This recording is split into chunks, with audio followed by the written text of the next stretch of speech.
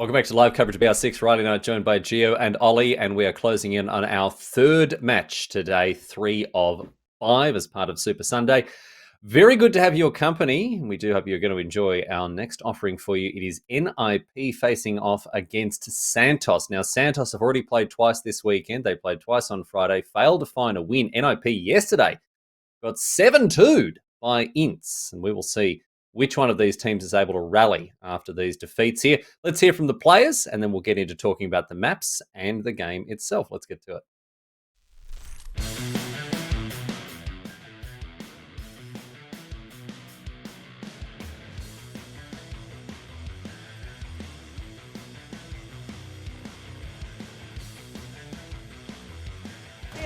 Olha o Psycho, deu a bala, não deu. O Pino agora muito miado, vai tentar dar cara, foi rasgado. Nosso confronto contra a NiP, a gente achou que ia ser um jogo bem difícil. Infelizmente, a gente conseguiu chegar no match point. No meio da partida, a gente deu uma desandada e acabou perdendo um round muito fácil pra gente, que acabou resultando na nossa derrota.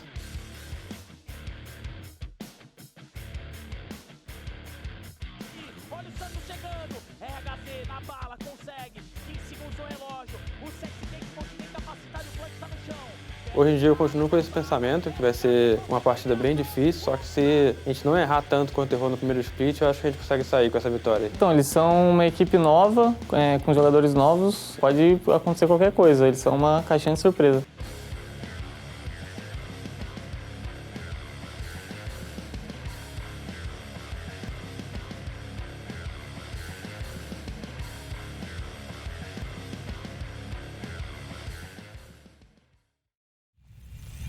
NIP, of course, one of the best teams in the league, one of that big three, the Titans of the league we've talked about for the last couple of weeks. Santos, again, well, look, they've pulled some stuff out of thin air in recent times, but again, struggling for form this weekend. Ollie, let's talk about the maps here, mate, as these two teams get ready to do battle. What are we thinking for a venue here?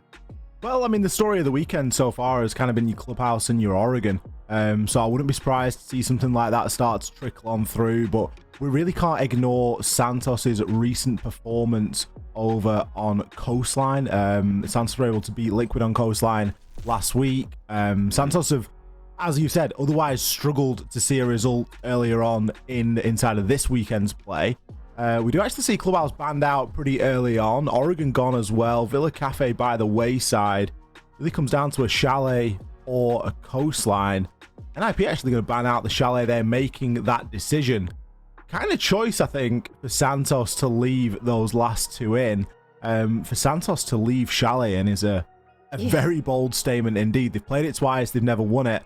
Whilst NIP aren't necessarily known for the Chalet, I would still wager that they've probably got a better one than Santos. So to see it all come down to Coastline, I mean, were we expecting anything less between these two? This one is the wild card of the day, in my opinion. There's a chance here for NIP to just start steamrolling, but equally, with a map like Coastline, it could just get very messy very quickly.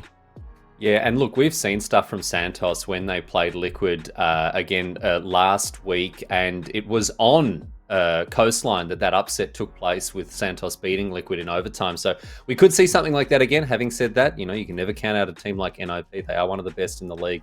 And for that reason, I don't know, we could have a game on our hands here. Let's talk more about the teams, starting with UGO and NIP. Give us a little bit of a snapshot of what this team's about and exactly what they'll be bringing to the table here, because as we've said, they're up there with the best.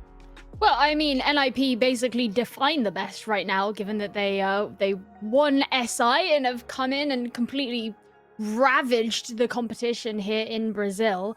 They don't really have anything major to fight for right now. They're in the top 3 of the standings, so they're definitely firmly into the Copa Elite 6. And NIP have always been the sort of team who, once they know they're safe, they're not going to give you anything new. So I don't think we're going to see anything particularly spicy from NIP. However, we do know that they are obviously a fantastic team, but also pretty good at Coastline as well. So it still wouldn't surprise me to see them bring out something pretty good here, but I don't expect anything new.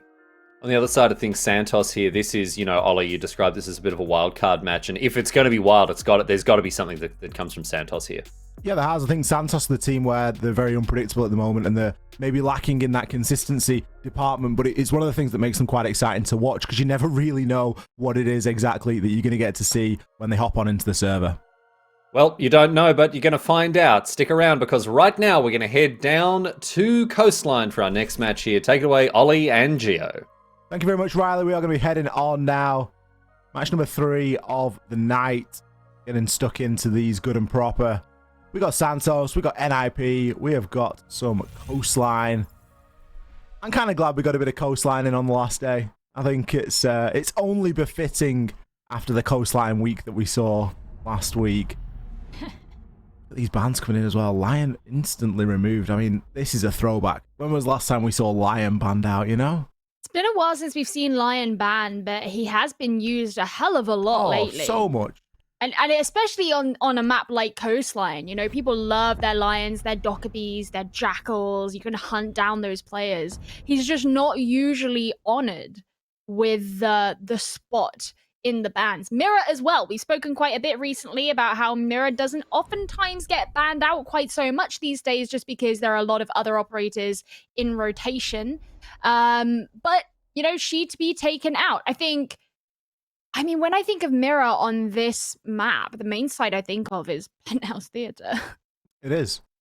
That's the one that springs to my mind as well. It's kind of strange, isn't it, that we see the Mirror change and the change to all bulletproof glass. It wasn't exclusive to Mirror. But then we start to see her used a lot more, even though a lot of people could see that as a nerf. And then we start to see her trickle into the bans a little bit more. It's like people all of a sudden remember, it's, oh, you know what? Mirror exists now. And it's almost not that Mirror has changed, it's just that other elements of the game have changed, like particularly Hard Breach.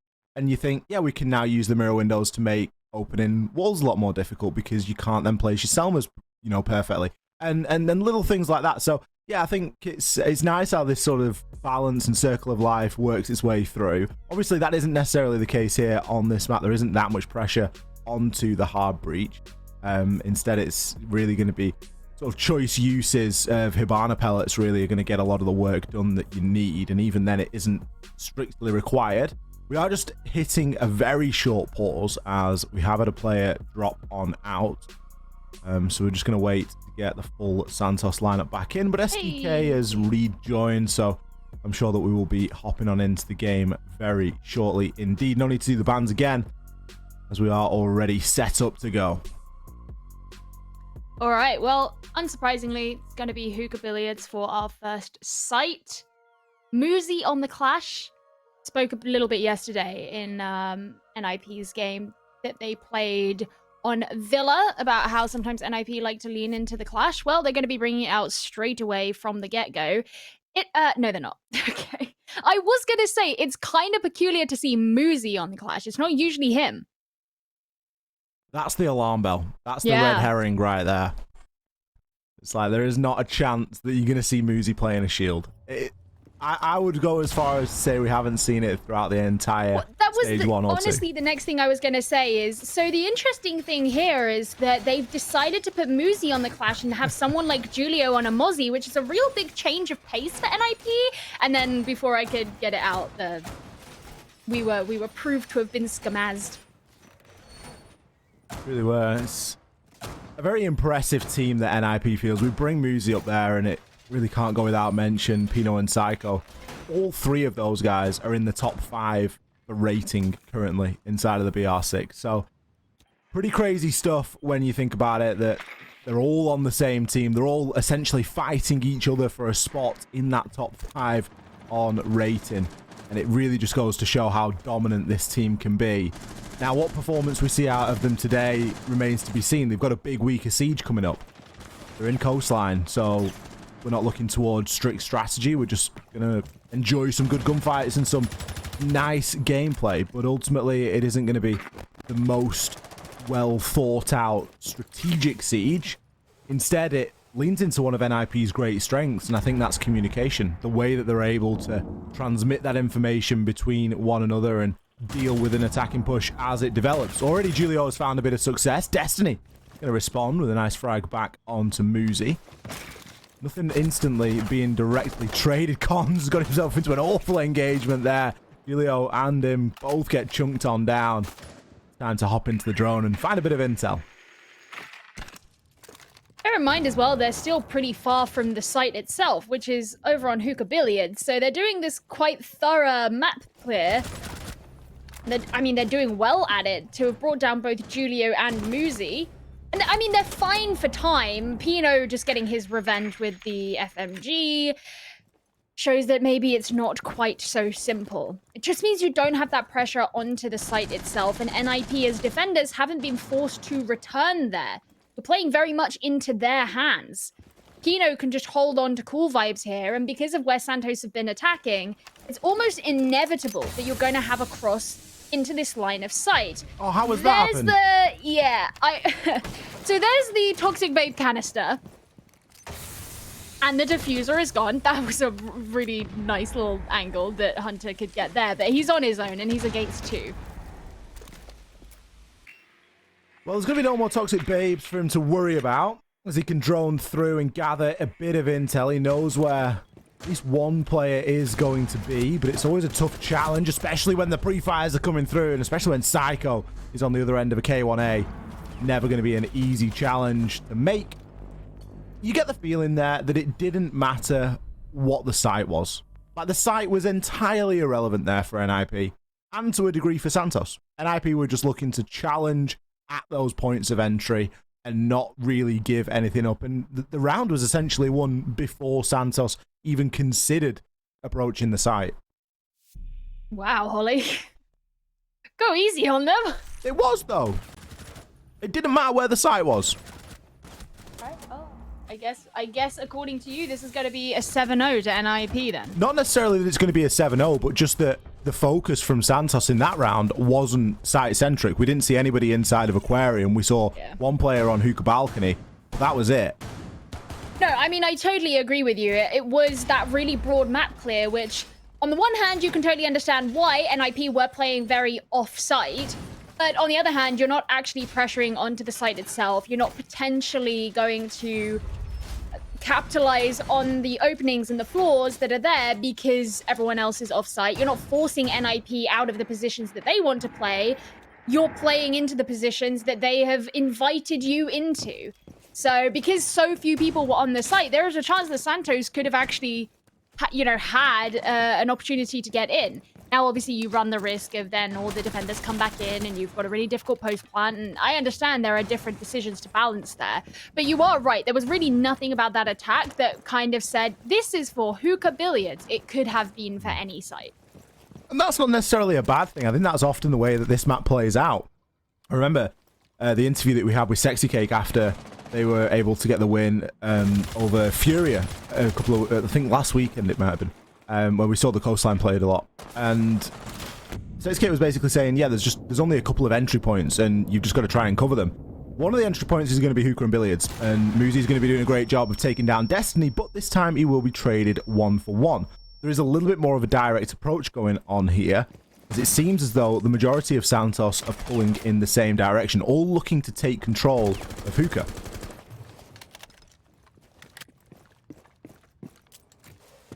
Muzi was protected by a shield as well. I assume that went down with the nade too. So that's one piece of utility that isn't going to be downstairs. And that was the only shield too. So there's no shield that's actually down on the site itself. These remaining players who are holding fort on the site will lack that same kind of defensive utility that Muzi had for himself.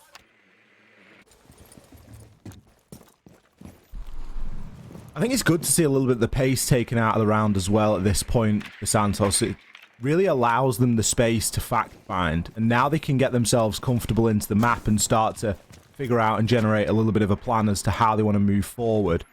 Rise is able to gather some pretty crucial intel that there isn't a lot of people playing inside of Sunrise directly. There is going to be a Vigil, which will show up on this tracker, and it's going to be Psycho. And Hunter just narrowly gets away there with opening up a little bit of the floor.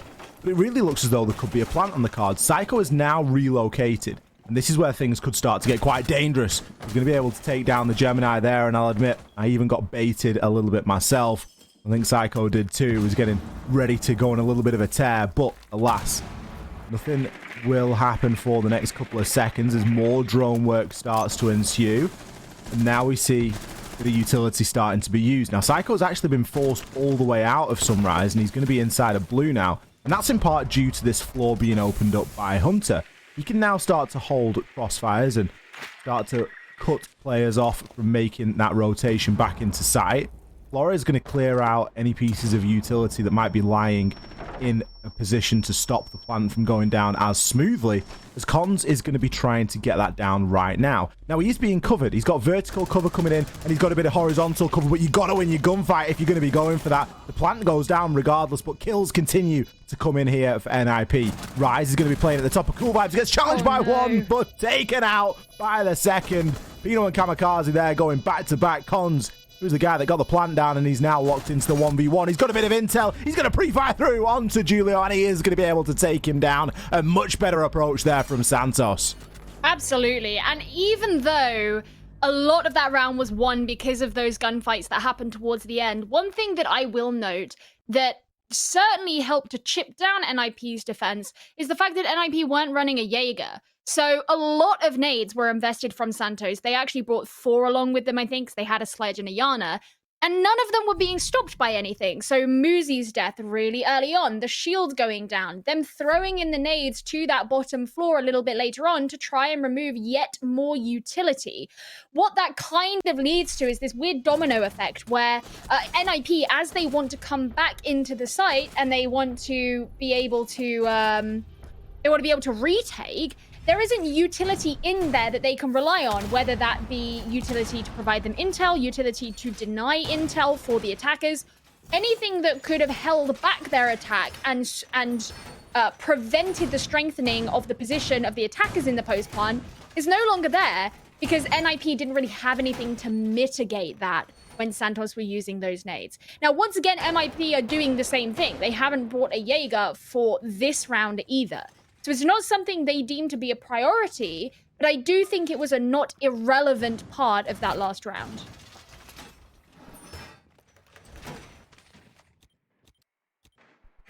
Santos showed very good coordination there, and going to have to try and do similar again here. Really liked how Hunter was able to get that upstairs control. The initial push was very successful as well. Being able to remove Muzi.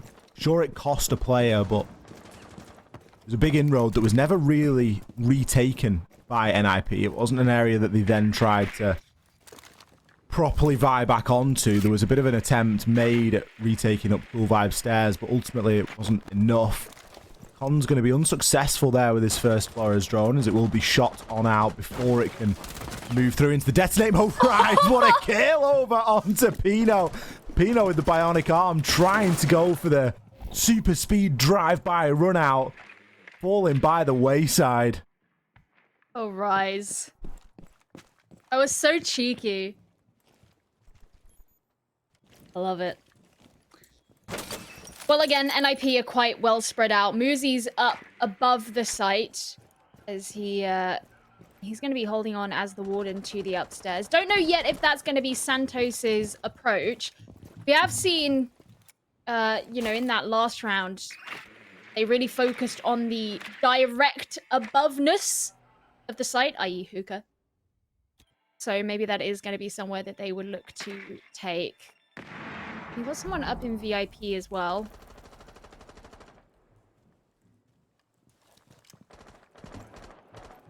I think this is the thing as well, like with NIP being so spread out over the site, these guys know that they have the mechanical skill to take on these fights. They're not concerned about being on their own, and you can be so irritating and so difficult to work against if you are spread out so far. Now Muzi's going to back off to behind that shield in Master as he got droned out, so maybe anticipating somebody to be pushing. But a lot of this effort right now is... Oh! Ow! I was going to say over on this side of the map, but it'll be Psycho who wins that gunfight out. He does get DB a node, however. I don't think there's anyone around ready to help him. Unfortunate there for Rise to miss his shot chance at finishing off Psycho, but STK has to come in and pick up the pieces. Kamikaze now looking to try and retake. Destiny had already made his way on inside. STK, this is certainly his round to shine. Still 30 seconds left inside of this one. It seems to be a round that has taken a long time to happen. The plan will now start to go down under the cover of STK. 4 kills inside of that round. just walking around picking up the pieces. Santos take the lead over NIP. Back to hookah billiards.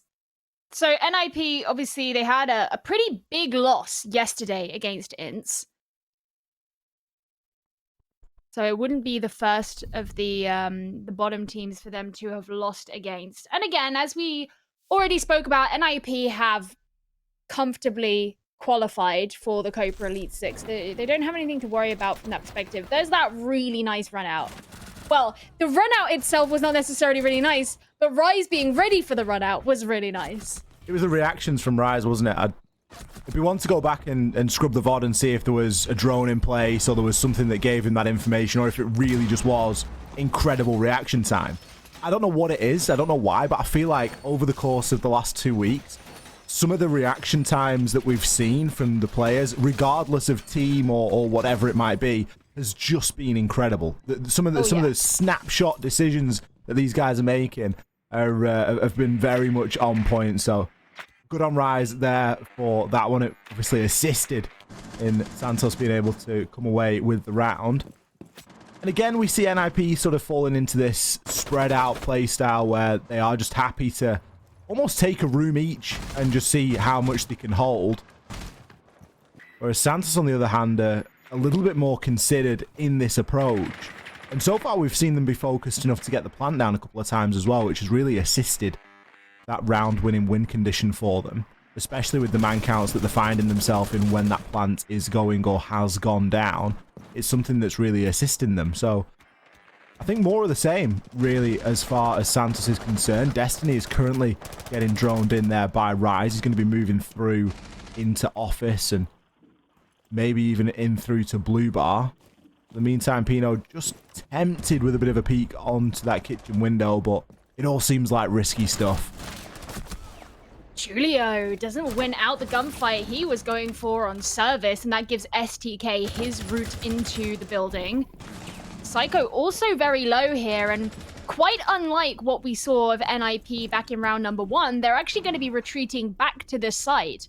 They're not going to be vying for this control of the overall map itself in the same way as before. Still do have a little bit poking and prodding here and there, looking down these stairs, looking across the floors. Moozy, you gotta look where you're going. Hans takes him down. Still a full healthy 5 for Santos, while just 3 players remain for NIP. Again, not an ideal situation that NIP find themselves in, unable to get a successful trade-off here. And with just about half the round remaining for Santos to work a plan, it's going to be fairly straightforward for them to try and execute. Not if Psycho continues to do Psycho things, though. He is able there to take down Rise. A nice peek from the big window. Playing back-to-back with Kamikaze here inside of Billiards. Vertical angles being opened for NIP to now try and work with. Kamikaze does still have a C4 in pocket as well. 2 Toxic Babes on the side of Pino. So a chance here really for NIP to stave this push off. But there are just so many angles that can be held here from Santos. The C4 will be non-effective. What a shot there from STK as he takes down Kamikaze. Popping his head up from behind the bar. Pino, he got a glimpse and he got a chance. He took down Hunter, but ultimately Santos, they had the man advantage there. Destiny, he's going to storm his way on through, pick up those final 2. Just some very strange reaction times going on from NIP right now, or looking away at the exact wrong moment. It's a bit odd. It makes you wonder, you know, how much are they relying on face checking for their information? It's not really like, well, I don't know, because they've been bringing a Mozzie quite a few times. That should give you some info. Okay, Pino. I mean, he's got a 6-pick off of it. You know the rules. There you go. It does always make me laugh when you see players pick the quarantined op and then 6-pick off. I always get a bit anxiety. I'm like, don't, you're gonna get in trouble. Well, I always just get a bit like, it's kind of cheeky because you're not really showing what you were going to pick. Yeah, it's I know like... it's kind of the point. I know it's kind of the point of the 6-pick. We're actually in a pause now, so this could be all about to explode into a big steward's inquiry. Pino is about to be banned from Rainbow Six forever. That's not true. Please, I've just got to say that isn't true. We are back inside of the game now. It is always a curious one that I do always sort of cast my mind to and say, like, it is a bit annoying because you don't actually get to see what their intention was there, because obviously the intention is never to play the new op, but it kind of gives the game away that everyone else is going to remain the same. You know that it's not going to be, you know, the Legion that's getting 6-picked out into a shield, for example. So, an odd one inside of the pick phase there, but I don't think that the mental mind games from the side of NIP will have done anything there to destable Santos in what they are able to do here. As so far, Santos have been very successful tonight, and it's been in every aspect. They've been there when the trades matter. They've been there on the entry, been there to get the plant down. They've been there to win the gunfights, and the most important thing, and if you can continually do that, well, it doesn't really matter who you're coming up against, NIP or not. They have struggled here and now. The changes that have been made inside of this round, or at least the changes that NIP ought to be thinking about, partly going to be down to that control of Hookah, in my opinion. That was a area that Hunter was able to get himself into very quickly, removing Muzi and then starting to open up the floor. That then further assisted getting the plant down in the later part of the round, because that vertical control was never retaken. Now that dance is happening right now. Muzi is going to be upstairs, but this time he isn't holding as fast. He's looking to just play a little bit more loose on Cool Vibe stairs. He has some support as well, which is good. You know, you definitely want to have the opportunity for trades should they be required. Also, presence over in kitchen, as that's kind of the other typical route that you might come through if you want to be attacking onto this site and you're going via a different site, I guess. Nade going straight down the vent. Again, Santos have been really playing those nades quite well, especially as NIP are simply refusing to bring anything to prevent them, which, cool, fine, you take your opportunity, why not?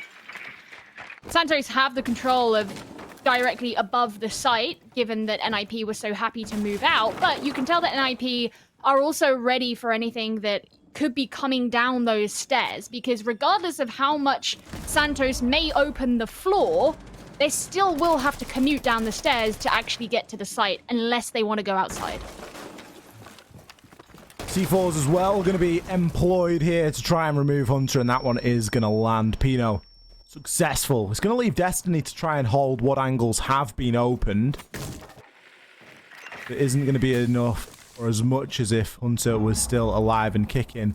And there could be a big flank on the cards here as well. NIP are committing to this in quite a real way. Now, looks as though there is a flank drone because Rise has instantly had his head turned. A yellow ping as well could be an indication that there's something there to give that information. Now, with all this going on, it's going to leave the site relatively empty. Muzi does find a kill onto STK, but as long as they can trade out fairly equally, it might not be the end of the world here. Cons is going to be caught inside of the Toxic Babe smoke, however, as Pino looks to try and push on through, but Destiny catches the fadeaway shot. The final two players on the side of NIP bunching up there, but it didn't matter. Kamikaze, he has the accuracy, he has the SMG-11, and he has a round here for NIP. Yeah, I mean, I think it was pretty pivotal, the fact that when Hunter got taken down particularly, you know, Santos suddenly lacked the kind of vertical control that they were looking to have. And as a direct result, it meant that NIP were in a much stronger position to defend from downstairs. So whether or not Santos actually got the plant down, NIP still had a lot of room that they could work with. And with limited time, Santos had to attempt that attack. Had Santos not been forced out of Hookah through the method of murder for the C4, then that probably wouldn't have been quite so easy for NIP, because they would have been able to cut the rotations through the site, maybe get a kill or two from above, and then had a much easier time moving into the site, regardless of what route it was they'd opted to take through that. So that was a really pivotal kill, actually, from Pino, because I think it paved the way for the victory at the end of that round. And that's honestly something that we're expecting here tonight from NIP, is that it's, in my opinion, going to be relatively unlikely that they lose the same site twice, and so far that's looking like a trend that could continue. Back upstairs to Hookah Billiards now. We'll have to see if NIP choose to approach this in a different way. They've not necessarily been making their adjustments and the changes based on operator selection. It's more about where those operators have been playing and how long they've stuck in one spot. it's something that we've praised NIP for quite regularly in the past, is their ability to adapt. And if Santos are looking to try and pull the same tricks every single time, then they may find it doesn't work as often as they would like. Last round, though, of the attack for Santos, so chance still for them to come away with a little bit of a lead out of this first half. But still, you do just worry about NIP and what their capabilities are. We've not really seen them rocking at 100% over the last couple of play days, and that makes sense. They've qualified in for Copa and got a big week of Siege coming up, so they don't want to give too much away or overexert. But they have got that ability to turn it on when it matters. Well, one more round to even things up at the half. Kamikaze's going to set things off on a good foot. Good foot. Hey, Kamikaze's doing what I do and not playing with the shotgun on mute. People give me so much flack for that. But I'm just going to say I'm copying my favorite player, Kamikaze. Hunter brings Muzi down, however, to even things out at a 4 versus 4.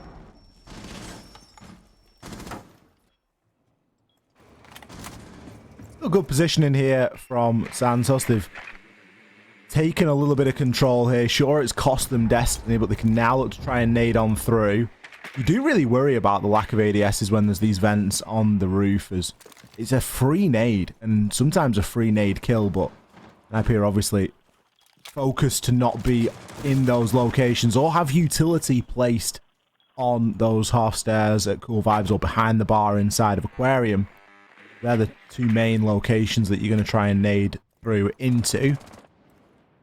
We still feel like we're waiting something to happen here for Santos, and whether that's we're waiting for them to get a little bit of an in or not. But in the meantime, Rise is going to be trying to root out Julio along with STK, but Julio is just a little bit better from inside of Theatre. He's going to find himself one. STK comes through with the trade. Trying to search out these roamers isn't a straightforward ordeal here for Santos, because they haven't got a great deal of time now to execute. And with losing Destiny a bit earlier on, it's going to have lost the lifeline and therefore that ability to remove the shields from afar. A lot of pressure relies on the 2 grenades that are going to be left. STK underneath, going to try and use one as an impact onto the ceiling. It's going to be perfectly placed for Kamikaze. All right, STK.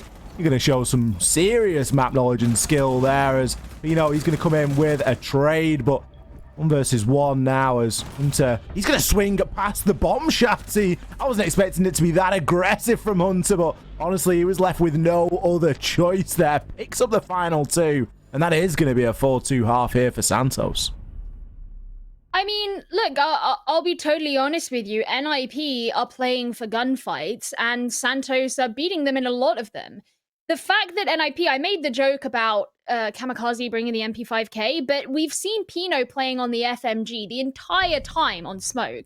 There has really been no prioritization of site setup. On that last round, we saw a couple of impact holes that were in the walls. So there was one between Hookah and Billiards, and there was one at the top of Cool Vibes. Not abnormal places to see be set up. But the point is they are relying on those impacts to make that space because they want to be prioritizing their options to go elsewhere and play for fights. That is what they are doing. So this entire game, really, for the most part, is gunfights. You know, we're seeing a couple nades here and there. We've seen some C4s. But for the most part, that is what NIP have been after on their defense. Now, they're on attack. So really, if you're going for gunfights, you would kind of associate that more with this half. And I'm interested to see how that's going to go.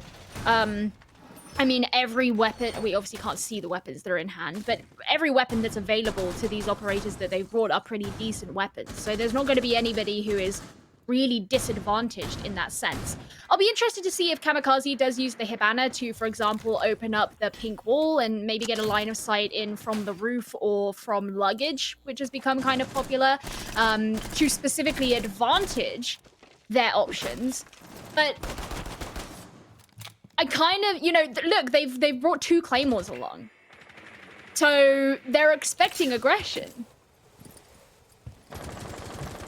I think with Nomad being removed, it's probably wise to bring a couple of Claymores, but even still, are they really going to be, you know, performing the job that maybe a Gridlock could do, or a drone, or something of that nature? But we'll find out as we move through. I do feel like NIP are in that position where they don't really want to... It's tough to say they don't want to give anything away, but just in the lack of setup on defenses, they weren't really doing a great deal aside from, like you say, trying to win the gunfight. So it may be a situation where they're like, you know what, we're just going to try and take things easy today. We're not going to pressure ourselves too much with an extravagant setup, and we are just going to try and take fights. Now that has to materialize a little bit differently on the attack, because they're going to get presented with a defense to try and work with. And look at this setup that Hunter's got himself inside a theater, and he's punched out both an angle into VIP and an angle through into Penthouse. So certainly got himself plenty to be going on here. It looks like a relatively direct approach from NIP as well. We've got a couple of players hanging outside on the hookah balcony. Kamikaze going to try and gain a bit of intel and get a lay of the land as to what's going on in the site. Nice nade from Pino to open things out. Going straight on to Cons as well, who... I saw him holding the SMG-11. I assume he brought the shotgun, but I don't know for sure, but I would imagine that he was actually looking to play a little bit more anchory, in which case you can argue that the smoke loss is actually quite a big deal because there's not denial for the later round. You can see where some of those Havana players have been utilized as well onto the hookah wall. The next kill is going to go on to Destiny as Pino catches that one. Hunter's just trying to hold back a little bit, not wanting to get too close to those lines of sight that can be held from the balcony. STK going to be holding the vertical here, and Kamikaze is going to be stuck if he wants to try and push on through. Could get gifted a kill here by Hunter if Hunter does play a little bit out of position, but Rise is also looking to try and make his way on up, so that would suggest that there isn't any control whatsoever inside of Billiards, but with the diffuser being in Kamikaze's hands, it's going to make things increasingly more difficult. A push has to come through now, and what an execute. Psycho and Kamikaze, they're going to find the final two. Didn't matter about that vertical angle, it was known and it was pre-fired. Oh no, I mean, look, Santos is still holding the lead right now, but if NIP are going to come in with rounds like that, then the tides of this game could suddenly start shifting. Get it? Because that's like a season of Rainbow Six Siege. A good one. Tides. That had one of the best theme songs, in my opinion. I like the Shifting Sides music. But, yeah, anyway. Santos are going to be going back to Hookah Billiards. Let's see, what are these 6 picks that I see out the corner of my eye? Oh, a Glaz! Everyone's favorite meta operator. This is an interesting one. I'm actually quite excited to see what NIP do with this, because I feel like this is just going to descend into chaos. NIP are that team that aren't afraid to bring the Kali. They're not afraid to bring the Glaz.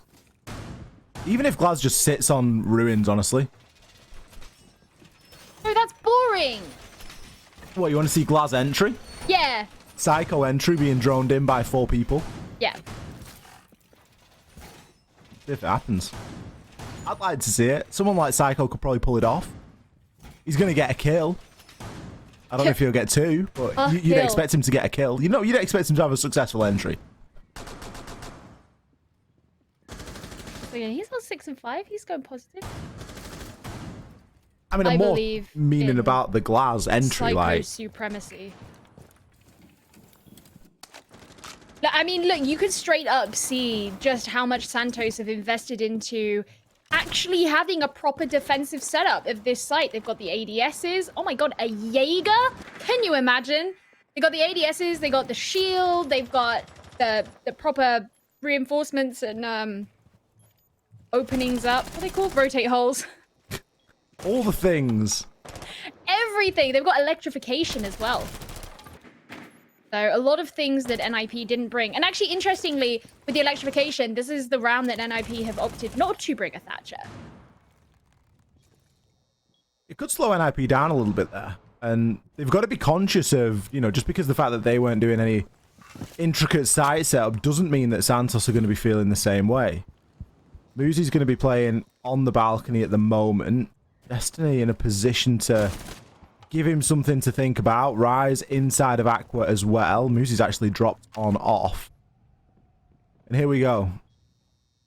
It's like Psycho TV. We just watch him hold ruins. See if anybody glimpses on through. Just to have the reaction times of a,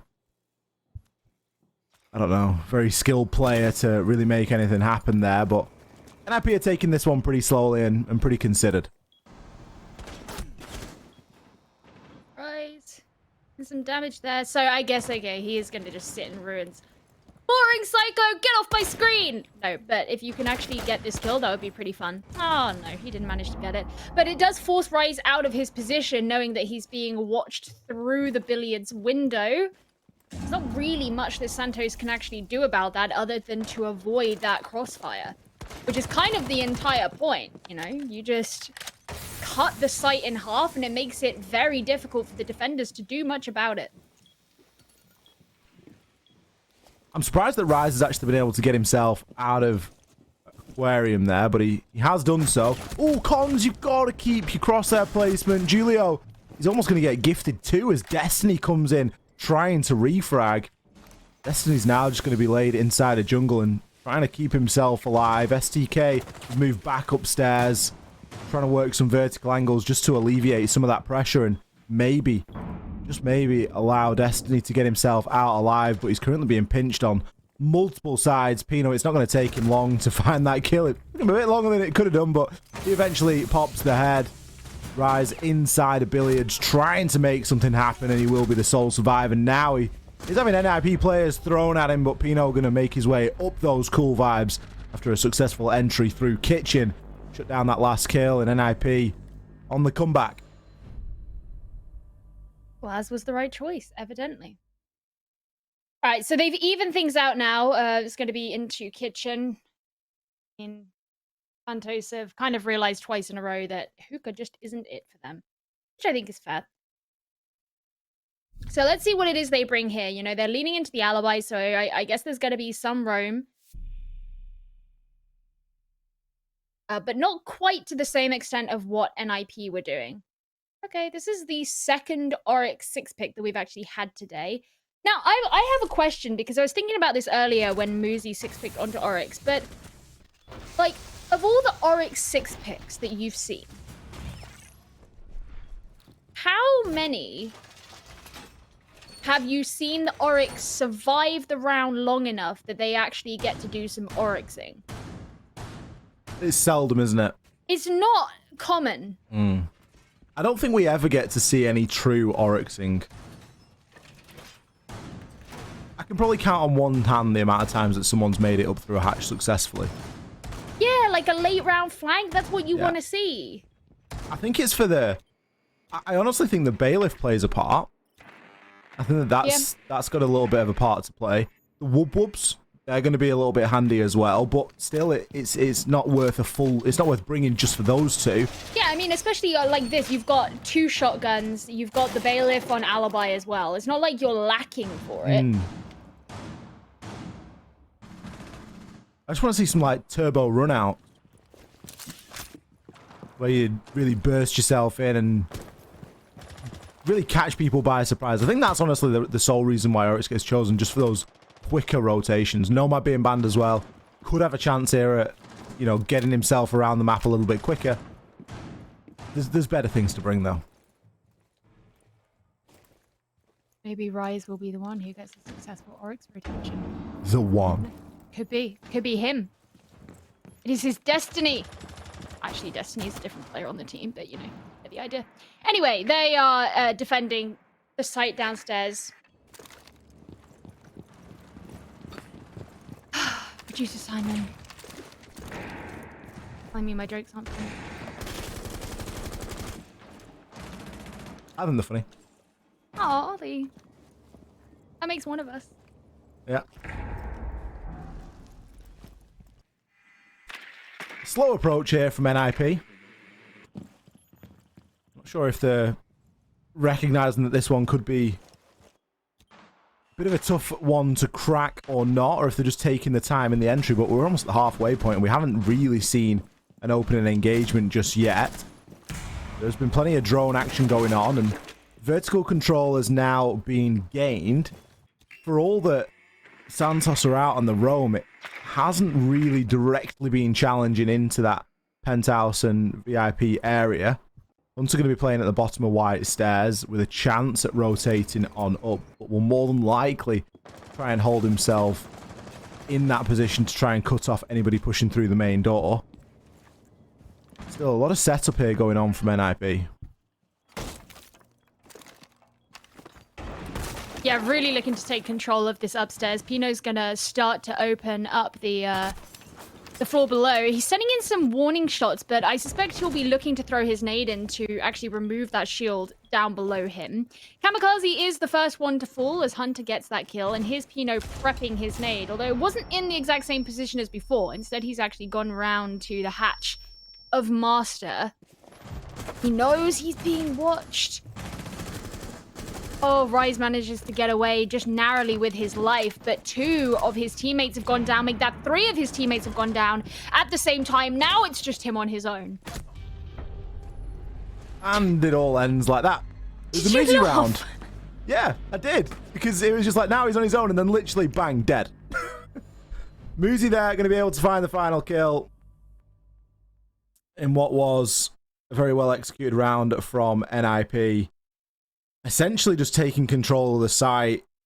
It was, I think Santos were trying to do a little bit too much there in terms of that roam and that lurk and staying alive, because nothing that they were doing was really working for them. They didn't manage to keep sufficient control of Penthouse or Theatre or VIP for that matter, and they left the site a little bit light in doing so.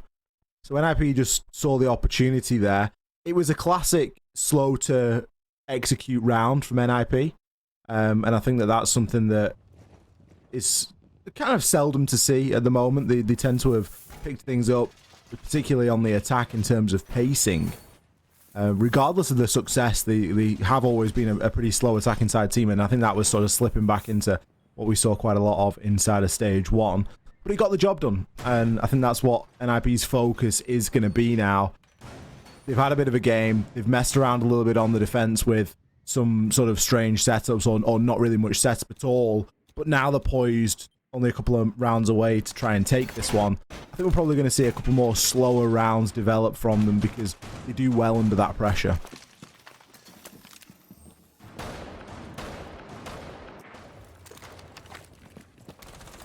But one thing that we can say is NIP are doing better than they were doing yesterday. I did genuinely wonder. I did wonder how today was going to go off the back of their game yesterday. But I mean, I just think the aggression that they've been looking to play with has been working pretty well for them. So, I mean, why not?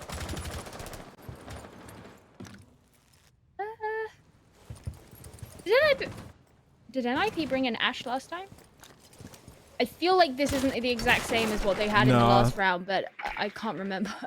I think it was an Iana. It was still the G36. But I think Muzi was playing the Iana last round. It's either Ashe or Iana at the moment for him, I think. Yeah, I mean, that makes perfect sense. Santos are also doing something very similar. I mean, they're back with the alibi. Kamikaze just looking to open up the X-Kairos holes through to the VIP wall.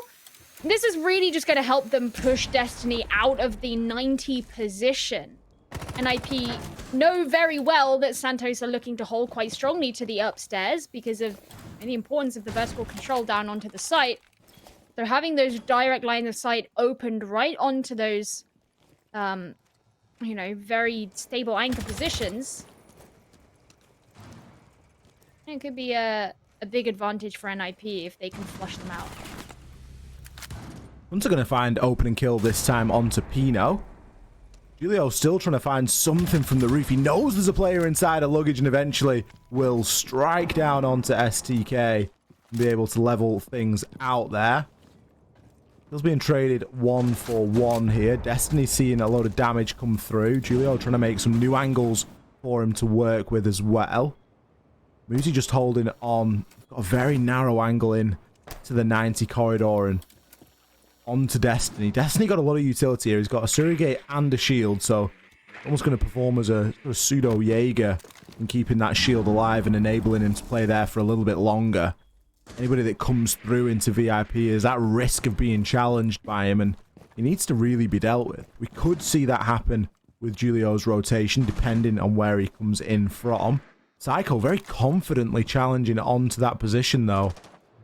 We do see him move through into billiards. Cons holding the vertical as a sight player.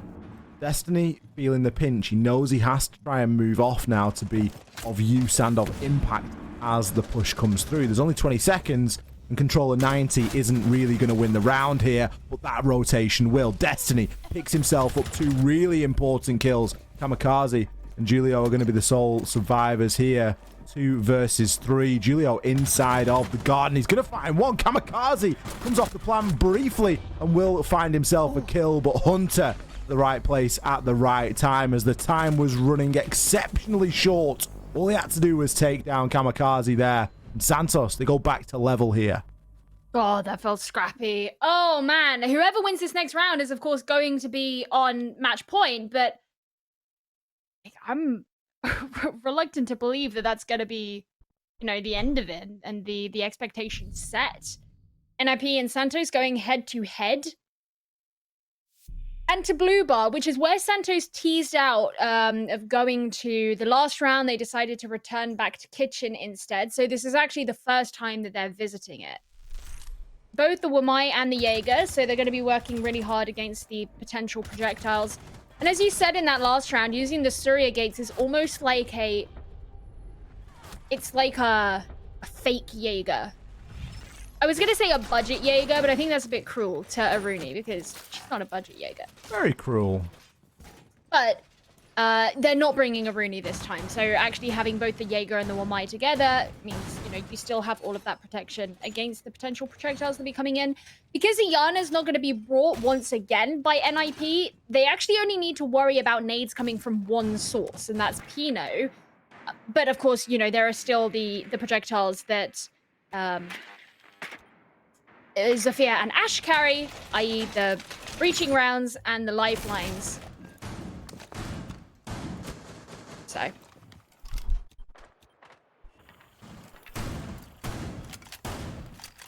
An opportunity here for Santos to really cement themselves as quite the Coastline team. It would be exciting if they're able to take down top... Well, it's not top 1 and 2, is it? It's going to be top 2 and 3 inside of BR6 on this map, which is a possibility here, and it's made even more likely with that opening kill from Cons.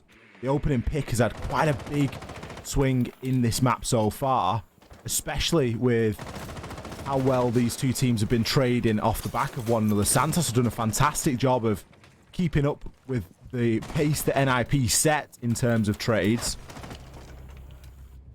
And there, that pace is demonstrated. Kamikaze, he's able to take down Hunter, just straying a little bit too far away from that deployable shield, enough for him to be taken on out.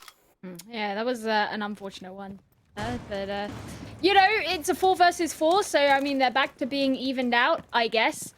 And what I was talking about before about potential nades coming in from Pino, because he's not on the board anymore, no longer a concern. Julio's just looking to see if he can get some kind of an angle in through the hookah window, while Muzi's kind of hoping to pressure on from Kitchen. So again, it's these 2 different main routes in towards the site are being looked at by NIP. Now, Cons got caught out by Sauna before. I don't want to see it happen again, but he's trying to watch multiple angles at once, and that's kind of dangerous. Throws in a Toxic Babe canister to try and hold off any potential push from Sauna. He still knows, well, I was going to say, he still knows the Kitchen is a risk, but with STK bringing Muzi down, that's been freed up quite a bit for him. I mean, why do you need to know where somebody is when you can just start wall banging a soft wall with a shotgun? That seems to do the job there for STK. Cottons, what a shot onto Kamikaze. Onto the diffuser carrier, no less. Toxic Babe canisters can do a bit of the job from here on out as Psycho and Julio try and pre-fire their way in. But all that has really done is announced their location. Rise still playing inside a kitchen. Could have something to say about Psycho, and if he tries to hop his way on through. There's still 30 seconds left here, so NIP aren't high and dry just yet. They do have a significant man disadvantage to deal with. A stun will land there over onto Cons. Julio still hasn't been able to pick up that diffuser, though. He's going to be in position to do so right now. What a hop-in from Psycho. Instantly traded as Rise is there to shut him down. Destiny finds the final kill from above. That vertical pressure that Santos have been so keen to use, both on the attack and on the defense, paying huge dividends for them. It puts them onto a match point here. I'll be honest, it makes me kind of proud in a way, because the biggest criticism that we had for Santos back in stage 1 was the fact that they were just horrendous at using vertical control or vertical angles at all. And it's not just that they tried and it was bad, it was like they just wouldn't do it at all. So to see them really focusing down on that, not that this is the first time we've seen it from them, over the course of this stage, it has been appearing more and more, but knowing that it's such an integral part of the approach that they're going for, that's nice to see. It's kind of like seeing your kid, you know, like graduate school or something. I don't know. Anyway, Santos now sit on match point. So if they defense, the game is theirs. They will beat NIP. However, they're going to be returning to Hookah Billiards, which is a site that they've tried to defend twice already, and both of those times they failed. I think the really nice thing for Santos is the fact that they haven't made a change coming into stage 2 either. So it's been really good to see them further develop that sort of teamwork and that synergy that we've come to know from them. So again, it's nice to see them coming out here and getting results against NIP, regardless of the game that NIP are bringing. They're playing the game. Santos are playing the game that they're faced with. They're playing the game in front of them. And so far, they're doing a better job of it than NIP. Now, as you mentioned, Gio, it's going to be tough trying to defend up here. But again, another round and another bout of changes on the side of NIP and what they are bringing in terms of operators. Psycho is going to be on the Twitch this time instead of the Glass. The Glass did provide quite a bit of sort of sight cut-through potential, playing on the ruins and just taking pot shots through big window at anybody that tried to pass through.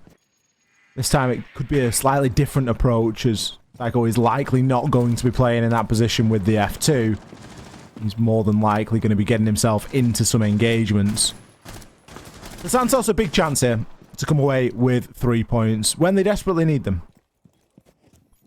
Well, they got to get there first. Got to prove that they can change their strategy here on Hookah Billiards compared to what they had before. Now, NIP played a couple of different attacking strategies onto this site, the notable list of which was their Glass. They've decided not to bring that this time, instead opting for the F2 in the hands of Twitch, which is going to be Psycho once again. Now, we've kind of speculated that a lot of the reason we're seeing a lot of Twitch play lately is more because of the gun than it is necessarily because of the shock drones. So, likelihood is Psycho wants to be making very good use of that weapon.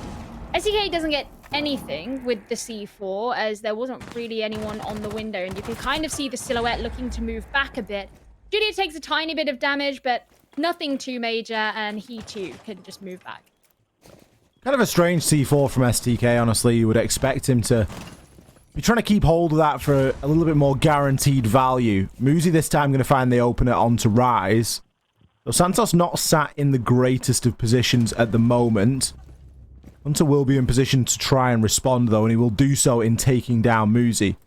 NIP look like they could be framing up for a bit of a push in through Hookah now, as there are a couple players stacked up, and Julio is going to make that job a little bit easier, taking down Cons. Going to remove the smokes. Going to make it very difficult from here on out to try and stop this flow of attackers coming through. Hunter, what are you doing so out of position? Santos are crumbling under the pressure here. They're being taken out at every turn.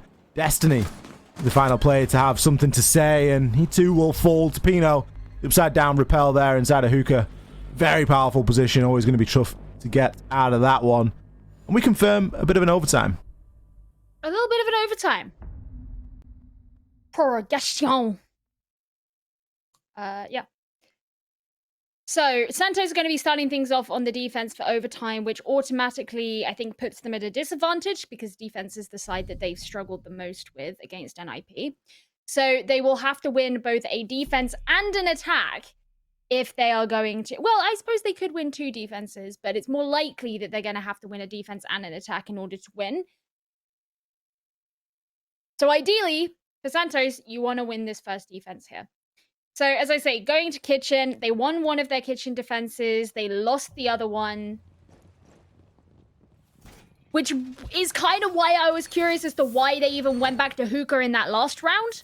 Because that was their worst site that they've been to in this whole game. But that aside, we are living in the present, not the past. And Santos will begin to set up for their defense.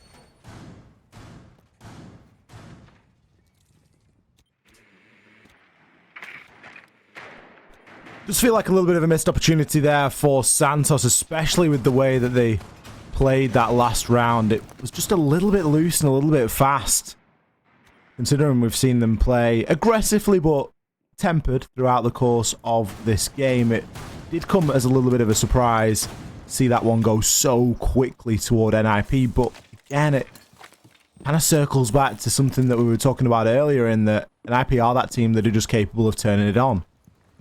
And rounds like the previous one prove that, you know, they have got an extra gear, and they do sometimes move up into that. Still, it takes us into an overtime to find a winner between these two. It's of course not ideal for Santos, given that they were on that match point. They could have come away with 3 points, which would have been ideal, but alas, they will have to settle for a potential 2, or at least a guaranteed 1. They do start off on the defense here. Now, attack is where Santos did exceptionally well. They were able to get 4 rounds on the attack. There's maybe not too much of an advantage to be found here, although Hunter is going to pick off Julio in the opening part of the round.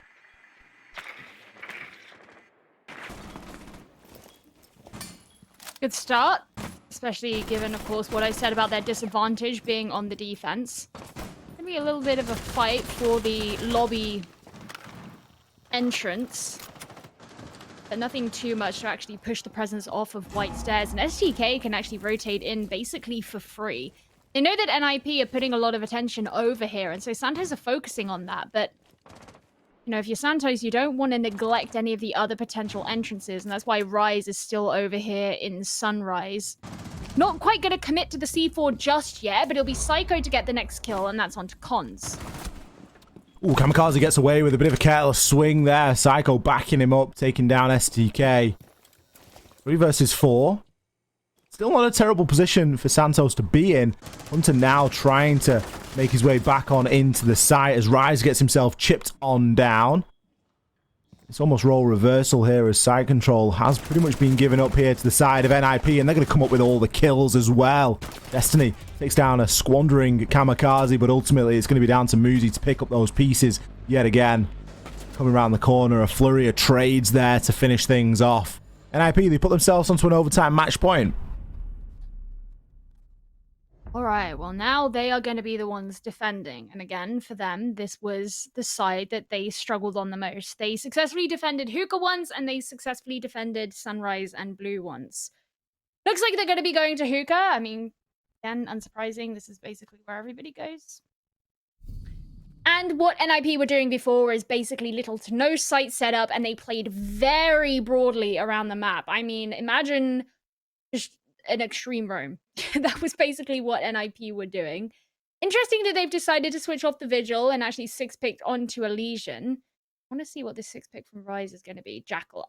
Actually, I think that's quite smart. Given the way that NIP were playing on the first half, having a Jackal should be a huge help to them. You have to remember, of course, that NIP banned out Lion right at the beginning of the game. They knew that Lion would be incredibly detrimental against this way that they are planning and playing.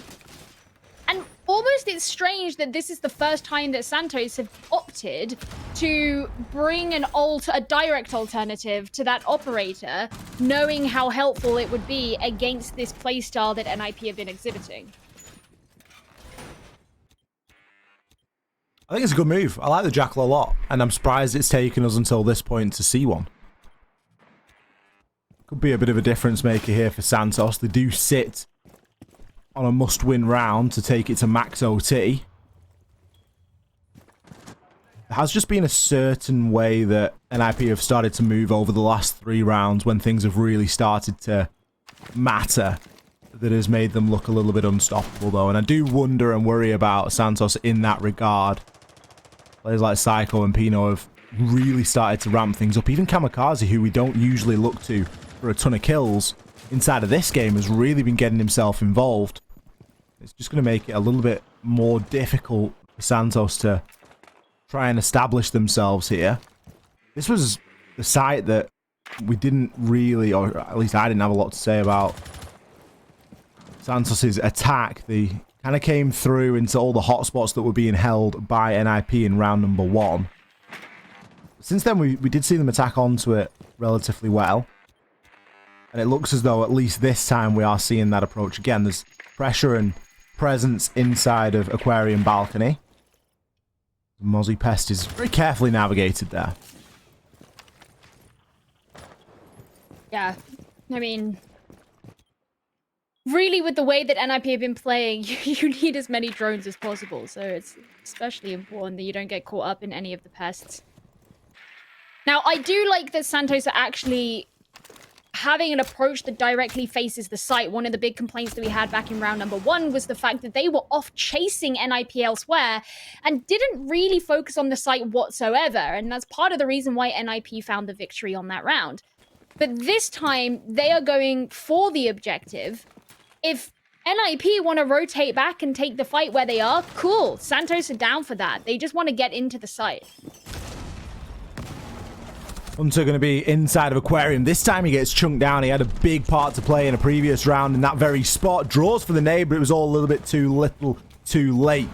3 versus 3 as a messy engagement finishes up inside of Aquarium, but only for a time. Muzi, he's going to be the next to swing on to Cons, taking him out of the picture. STK from below saw success in the previous round with nades, but this time hasn't got any to speak of. And instead will try and rotate himself up into Aquarium. Rise is going to be on the hooker balcony. The diffuser cold on the ground, but it's in the middle of the doorway. It's going to be difficult to recover from here.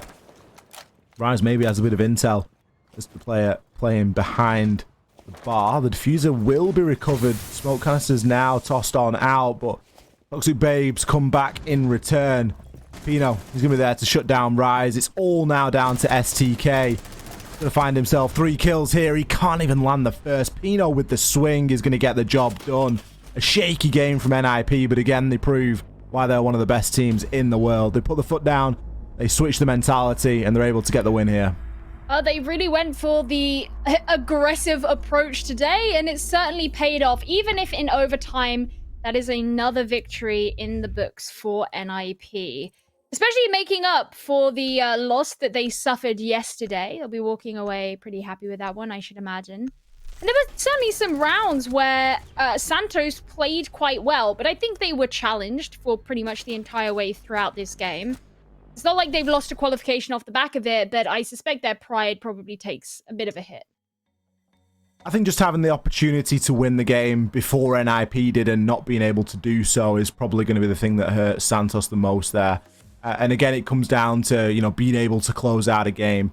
It was from that point onwards that we saw NIP really take things a lot more seriously. And they were able to get it over the line in that way. But they are able to get a win here despite their results yesterday. They're going to be very happy with that one. We're going to bring Riley back in, maybe press that interview button, but certainly have a bit of a further chat about that game. Santos really did a good job of challenging NIP quite meaningfully there, but I'm interested to hear your perspectives, the two of you, as to exactly why that wasn't the sort of, not necessarily the whitewash that we'd expect, but, you know, NIP, we've characterized them as, you know, 6 invitational winners as one of the best teams, if not the best team in the world. They were meaningfully challenged here by a minnow of this league. Gio, what went wrong for NIP, for them not to just take it out and, 7-1, 7-2, whatever? NIP's defense was not super thorough. I mean, if you have a look at the way that each round went, it was their defense where they seemed to struggle the most, so to speak. But it was just a very odd defensive strategy. And if we do have an interview, presumably with Julio, I would imagine, then that's probably something that I would like to ask him, just because you know, the fact that they went for this, you know, the MP5K, the FMG9 on smoke and mute, where you almost always see shotguns be brought because you want to be leaning into the site setup. You want really strong utility. They didn't bring a Jaeger at all. They just didn't do any of that. They decided to go out on these crazy roams, play hyper aggressively. It wasn't exactly a, you know, a proper defense that we saw from NIP. It was something a bit different. What was it, Ollie? Was it a fact-finding mission? Is this them trying out new stuff, gathering data, or I mean, how can we explain the fact that they're playing with these sort of unorthodox lines here? I think from the operator selection, from some of the kit that they were choosing to bring, I would suggest that they just went into their defensive phase just looking to just play and not really set anything up. They were really playing for kills. It wasn't something that we saw them put a great deal of effort into the setup, and it was amplified when we saw Santos and then on the defense, because we then saw them bringing a lot of utility and a lot of setup. So I think it may be just a case that NIP, you know, they don't really like to play Coastline very often. So it was kind of a surprise to see the map anyway. So I would suggest that they're just not looking to give too much away. All right. Well, we'll actually get the chance to ask Julio now, joining us from NIP, the victorious team, winning 8-6 in overtime. Looks like Julio is going to be able to join us, and congratulations on the win, first of all, and thank you for joining us here. Pretty meaningful test that was given to you by Santos there. Talk us through that those later rounds when you know, you were fighting through a match point. Hello guys, first, yeah, it was a pretty hard match. We knew they had a pretty good coastline. We did our analysis and we like, yeah, we have a good coastline too. Let's not show like much things, you know, because we have Elite 6 now next week, and yeah, that we knew it's gonna be a pretty hard match, but yeah, we got the victory. Yeah, Julio, I was really curious because the way that you guys were playing defense was a bit strange. You decided to go into these really heavy roams and play very aggressively, and the option to not really bring shotguns and have a strong like anchor game, particularly on your hookah defenses. You didn't bring a Jaeger, for example, either. What was the thought process behind this style of defense, which, to be honest, we just don't get to see that much? Yeah, we tried to play really aggressive on defense. Like, we knew they like to get the first floor, you know, but it didn't work out. We lost some clutches on defense too, and then we tried to play more passive, and I think it worked out. But yeah, it's just like gunfights and some minor things that defines the rounds. I think that was really the sort of takeaway that we got from it, was that, you know, it was a very gunfight heavy map. I guess, were you guys surprised with the Coastline pick? It isn't a map that you guys tend to leave in. It's one that you do tend to ban out. Were you guys surprised there with Coastline? We know they have a pretty good coastline, and we don't like to play coastline a lot on best of ones, but like, we like the map, you know. We always like, we think we have a good coastline, so we always gonna play. But yeah, like that, we choose coastline because we know if we let coastline open, it's gonna be this map, you know. So it's better for us than we do analysis in 3 maps and then like not that good analysis, so we prefer like that. Well, anyway, you slice it, a victory hard-earned and well-deserved. Congratulations once again, Ninjas in Pyjamas. Looking forward to seeing you in the LATAM League Finals next week. Thank you guys, hope to see you. Well, after that one there, we have gone further than the halfway mark of our Super Sunday today. 5 matches in all. We've got through 3 of them and 2 more coming your way. We're going to take a quick break, get everything ready for match number 4. It's coming up after this, so don't go anywhere. We'll see you back here for more live coverage of BR6 in just a few minutes.